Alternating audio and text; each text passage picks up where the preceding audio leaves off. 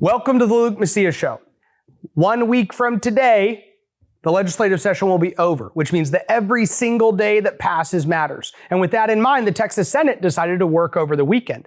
Late Friday night, Dade Phelan called an audible, canceled their entire day Saturday, gave the legislature 2.5 days off, said, come back Monday afternoon. We'll get back to work. Deadlines are approaching, and this is killing key conservative policy. We're going to break this down for you today. Let's get to the show.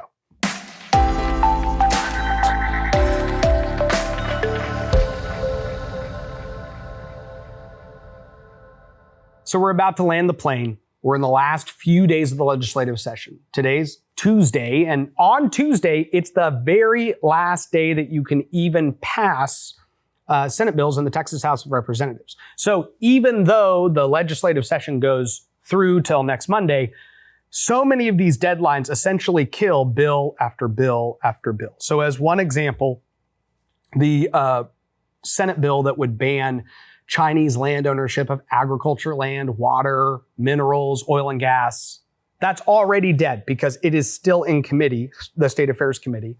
Multiple good pieces of legislation that we talked to you about last week. So I got a lot of emails or texts back from people who listened to the episode where I just outlined all of these different Senate bills that were dying in the Texas House of Representatives, okay? I'm here to tell you that all of those bills are dead. Now, as I can definitively say that because they needed to pass out by Saturday, and the fact that they didn't and a committee report wasn't sent to the Calendars Committee means they didn't even have a chance. Now, the truth is there are a lot of bills that have even been placed on Tuesday's calendar that are still dead. And why is that the case? Because Friday night, Speaker Phelan got up and bumbled his way into adjourning the legislative session. But he did something unexpected. And when I say unexpected, I don't think the vast majority of Texas House members expected him to do this. He canceled Saturday's work. The legislature had planned to come in Saturday, and on the docket included a couple key election integrity bills and a number of bills that are actually going to pass Monday. But the reality was, when he did that delay, he took all of Saturday's calendar and punted them till Monday afternoon. See, every single day matters. And we've stressed this since January when we talked about the 5-day weekends. And then it's kind of a theory. You're theoretically explaining to people that all of these days add up. But at this moment in time, you literally say that as of Friday night, the only time you have to pass Senate bills off the House floor on second reading is Saturday, Sunday, Monday, and Tuesday by midnight. And when Friday night hits and he says members, and they were all planning on coming on Saturday, they had a calendar for Saturday. They had been informed earlier that day by the speaker, we're coming in on Saturday. He gets up and says, members, Charlie Geren moves that the House would be adjourned until Monday at 1 p.m. Now, what does that mean? Monday at 1 p.m. Now, first of all, you have to understand, Charlie Geren doesn't actually get up. They just select different members to make the motion, and the speaker reads it. Ultimately, these are the speaker's decisions that he makes. So he basically said, not only are we not going to hear legislation on Saturday like we were already going to, we're definitely not going to hear it on Sunday. We're not going to hear it most of Monday. Because when we come in Monday, they didn't even start debating stuff until 2 p.m. And now, Monday, you have the Monday afternoon calendar and the Tuesday calendar. So the reality is that they then took Saturday's calendar, added it onto Monday's calendar, set a calendar for Tuesday, and look, all this legislation we're going to get done. Here's what I can guarantee you is going to happen. And as I'm coming to you, I can't definitively say it because it hasn't happened yet, but I will update you in our second episode this week. You are going to watch Democrats kill substantial, substantive Republican policy. And when I say watch them kill it, the Calendars Committee in the Texas House of Representatives essentially think of it like this. I don't know if you've ever seen like the movie scenes where like the mob boss brings out the person and then hands this like young recruit a gun, is like, you have to kill this person, okay?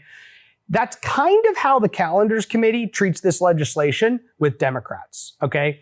They hogtie the legislation, they beat the legislation around a while, they bring it out, and they're like, hey, We put it where we teed it right up. All you got to do is pull the trigger and this sucker's going to die. And then when the Democrats kill the bill, Republicans are outraged. We actually talked about this just a couple weeks ago when Jeff Leach and Tom Oliverson and these guys were outraged that Democrats killed legislation that would have protected detransitioners. Now, they killed the legislation that was completely set up on a tee for them to kill. It wasn't a fast pitch. It wasn't a curveball. It's a T-ball, guys. It's literally like, here it is. All you have to do is swing the bat and it's gonna die.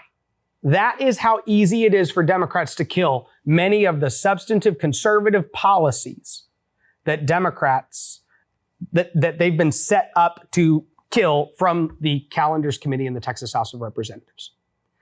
And it says so much about the priorities of the Texas House that they have looked at all of these other policies for the entire session. And then on the very last calendar, they happen to get around to saying, hey, you know what? We should stop funding woke ideology through our public pension system. The ESG legislation, I've talked about this numerous times on my show. We've got all of our money in all of our pension accounts invested, many of them into these index funds that are voting for radical leftist policies. And this is what Ron DeSantis did in Florida when he stepped up and said, we're not going to have ESG with our pension systems. We are not going to vote in favor of any of these ESG policies. In fact, we're going to vote against them. And Senator Hughes and several other people have championed these policies all along the way. Well, guess what? They're now set pretty late in the calendar so that Democrats can easily kill them. The COVID vaccine mandate ban, we likely won't get to. Why? Because it has been specifically set at a place in the calendar so that Democrats can decide, do we get there? Do we not? So it all comes down to Democrats. We're literally saying, hey, Democrats, you decide how much of this Republican policy you would like us to pass. We give them the keys to the car and say, you take this where you want it to go. And this is what's happening in the final days of the legislative session. Now, Lieutenant Governor Dan Patrick has already made it clear, like, we will come back all summer. Don't make summer plans. The Senate's even made some last minute moves to try to give the House one more opportunity to pass an actual school choice program. Do something is what they're basically saying. Take advantage of the time we have. We have this session. Let's make it happen. On Friday, we were debating the DEI ban at the university level. And you have to understand that the Texas Senate passed a very strong bill out of their chamber that said all of these DEI policies. Remember, we had Scott Yenner on our program. He talked about the 700 employees that A&M and UT have combined that do nothing but push these Marxist ideas. This bill said they don't exist anymore.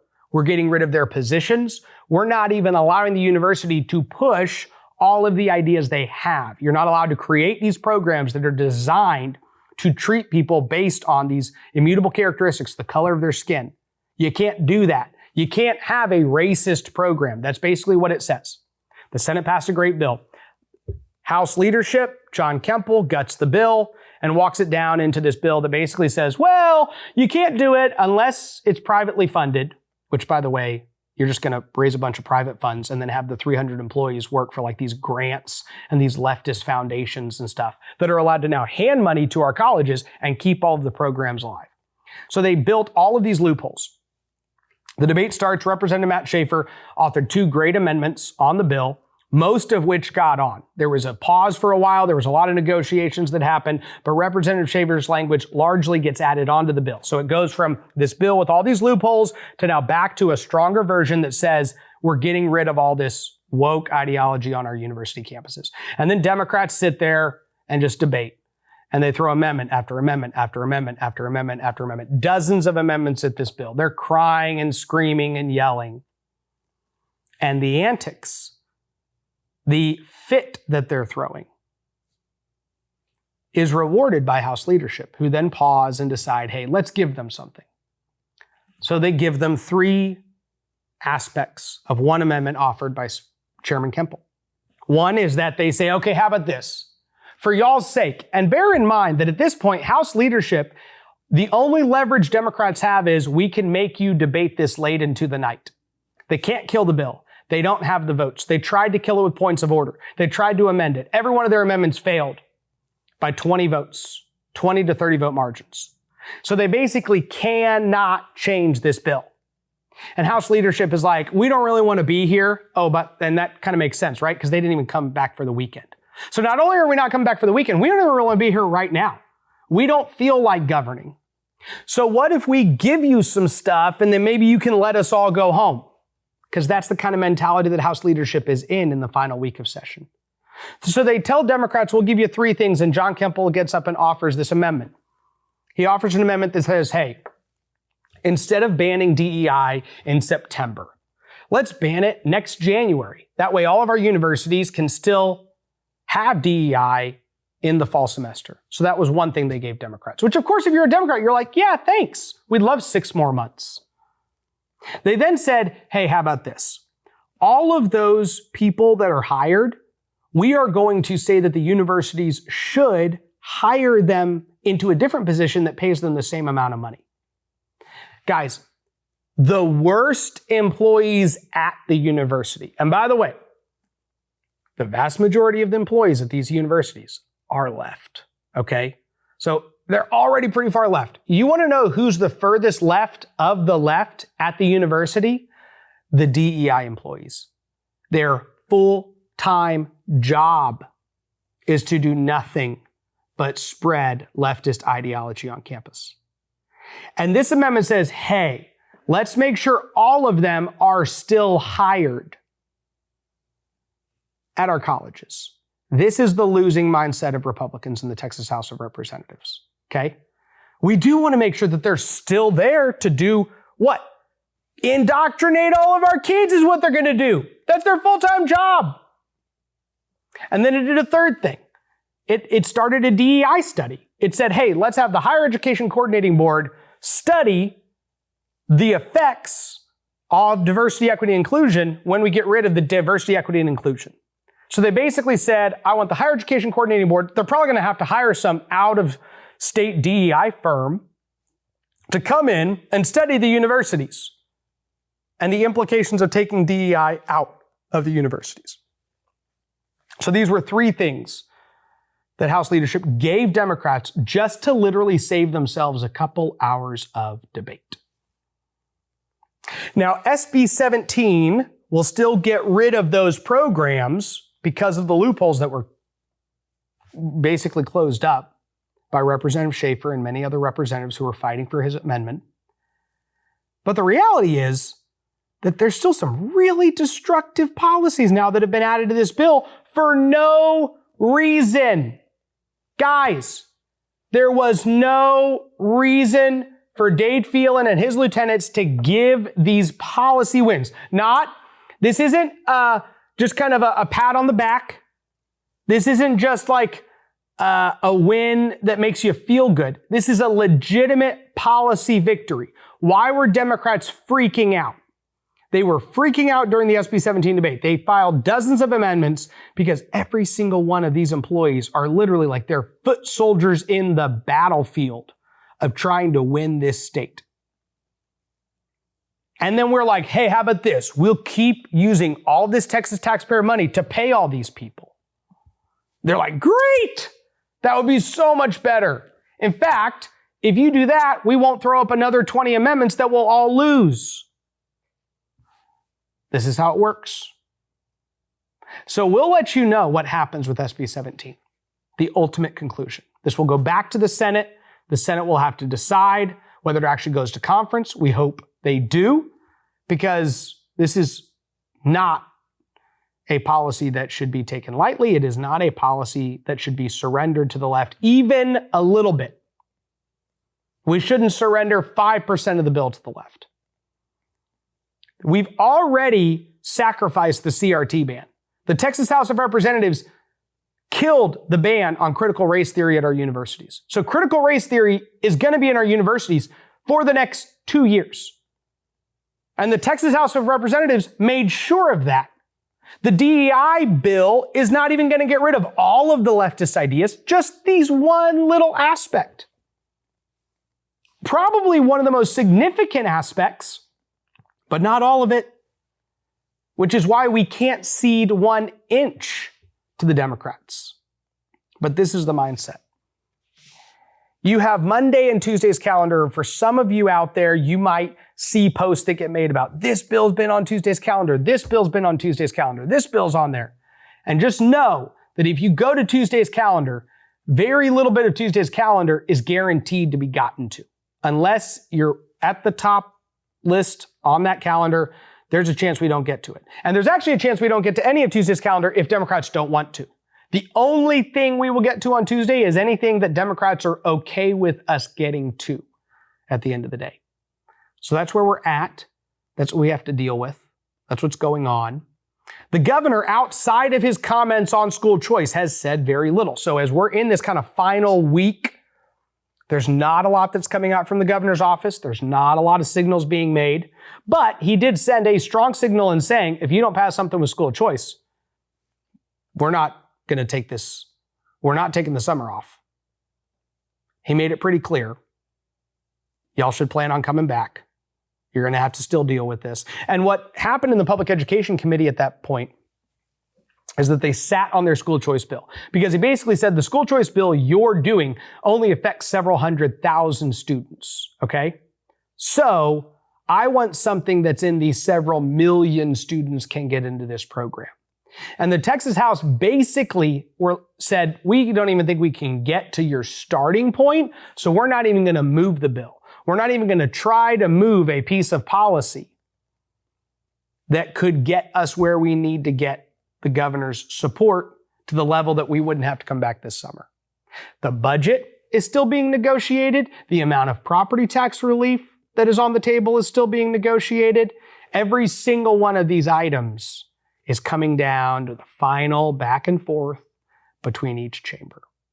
Now, one thing I want to bring to y'all's attention is the fact that Robert Montoya, our lead investigative reporter here at Texas Scorecard, has just started a new series on human trafficking. It's something really worth each and every single one of y'all taking a look at, reading, diving into, following along with. He's going to be releasing this over the next week to week and a half. The first piece is Destroying Souls, Sex, Slavery in Texas by Robert Montoya. You can go to Texas Scorecard, go to Read, and go to Investigations. It's also on the homepage right now, so if you go there, you can read these stories. Guys, we've talked a lot about the border. We've talked a lot about the open border that we have in Texas. Now, human trafficking will happen even if you close the border. So it is an issue that overlaps with the issue of border security, but it is not the same thing, okay? It just has an interest and is, let's say, more prevalent when you actually open up your southern border and say, ship in as many human beings as you want to. Because when you're trafficking humans, some of those people can get actually brought into sex slavery as well. So Robert Montoya does a great job breaking that down, and honestly, he has a lot more coming out. So if this is an issue that you care about, if it's an issue that people in your church care about, a lot of churches have specific groups set up to deal with human trafficking and sex trafficking issues. A lot of people are working in this industry, as you know. And when I say the industry, I mean good political nonprofits and groups and church organizations that are actually helping rescue people. So if those are people you know, you should send them this information, because Robert Montoya does a great job breaking down all of what's happening within human trafficking that we know of in Texas. So check out Robert Montoya's not only current piece, follow along as he breaks down pieces on human trafficking and sex slavery in our state. And speaking of like trafficking kids, sexualizing kids, we're going to close with just relishing in the passage of Senate Bill 12, a bill that will stop sexual performances in the presence of children. Now, here's the ironic thing. When this bill passed second reading on Friday, only 12 Democrats voted no. And this is what my first thought was when I saw that happen. A bunch of Democrats didn't actually want to say, hey, we should literally vote to allow sexual dances in front of kids. So they just voted present, not voting. Okay? There were like 7 or 8 Democrats that voted for it, 12 that voted against it, and the rest were all like, present, not voting. I just don't want to put my name to this. They got a ton of crap over the weekend. So by the time it came around to Monday, 45 Democrats all voted no. I think everybody just gave them a bunch of pressure, and they're like, okay, fine. I'll vote to let people, gyrate and move around in front of kids, which seems weird that they would vote for that. But Welcome to the Democrat Party of Texas. Oh, by the way, this is the same Democrat Party that Dade Phelan is handing goodies out to on the floor. If y'all throw a big enough fit, we'll give you a bunch of amendments that help all your pals to continue to be hired in our universities, even though you're the same ones that are like, I want sexual dances in front of kids. But that's okay. That's how that's how House leadership works. But just the first thought I had when I saw 12 no votes on Friday was Texas House leadership was going to kill a bill that only 12 Democrats had the guts to vote no on. And that's crazy to me. What that means is that we have such a losing mentality in the Texas House that something that has such broad-based support for it that even, 7, 8, 9 Democrats will vote with every Republican to stop this kind of stuff. That's the kind of policies that are bottled up, just sitting there for months. And then they're moving out the most random Democrat legislation. Texas Family Project shows up and starts blasting every single person in Dade Phelan's district. And within 24 hours, the bill's set for a hearing. It has a hearing. They meet. They vote the bill out. They have a formal meeting. They get that bill moving. That thing had legs. Once accountability and transparency was brought to the actions that were happening. And these issues are powerful. They're so powerful that a Republican Speaker of the House, who literally was supported by the LGBTQ caucus to get elected, and said, I want to reform the Republican Party when he was State Affairs Chairman. I want to reform the Republican Party. I don't want us to be the party of gay bashers anymore. It's the 21st century. We need to move on from these issues. That's what he said.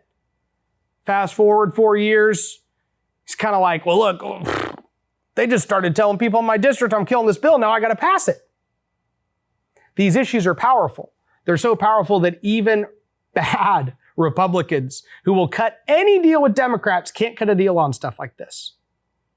And that's why these issues have to continue to be brought to light. That's why organizations like Texas Scorecard and Texas Family Project and other people, that's why this show is important. We literally are trying to bring you this information because it's when they're brought to light that even Republicans that would cut any deal with the Democrat can't do it on these issues. They have to address them. And I'll tell you this, the left's not going away. They're not going to walk away from this session and say, you know what, the message is clear. We're not allowed to sexualize the kids. We're not allowed to trans the kids. We're not allowed to queer the kids. They're not going to say that. That's not the message that the left has received. The left doubles down. The left goes for more. The left gets more angry and they try to take more ground. We're about to go into the most debaucherous season of the year. Some call it Pride Month, but we're going to go into I'm telling you, I don't even know what to prepare for in June. Because these people know that they have been significantly slapped down. They know that a significant amount of policy victory has been had against them. And I don't think their reaction is going to be to go quietly into the night. So stay on the alert. Keep your eyes down. That's just a general good rule during June. I don't know what to call it. Okay, some people don't like it when I call it Pride Month, but I think when people hear Pride Month, they think like, close your eyes, look down. I feel like driving down when I was like 5 or 6, mom would be like, don't look to the right, because there's some like, I don't know, billboard for Twin Peaks or something. And so I'm like, well, no, I'm going to look to the right. But okay, I was 5 or 6. I didn't know what I was doing. But I'll tell you this, I hear Pride Month and I just like look down. I don't know what's out there. It's a jungle. Who knows what you're going to run into? That's what we're going into.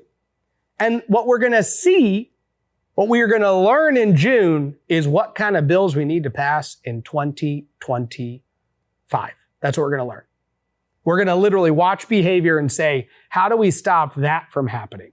How do we stop that from happening? And legislation is going to start getting drafted. This is why we have to be on the alert.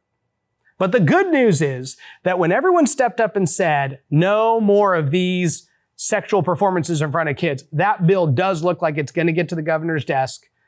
And it will mean that some of these performances that were scheduled to happen in June and July and August are not going to happen. So praise God. I'm very grateful. We've got a lot more work ahead of us. And hopefully we have a handful more policy victories left for this legislative session. And we will let you know if there are any later this week. God bless you and God bless Texas. No ads, no paywalls, no government grants, and no corporate masters. Just real news for real Texans. This is Texas Scorecard.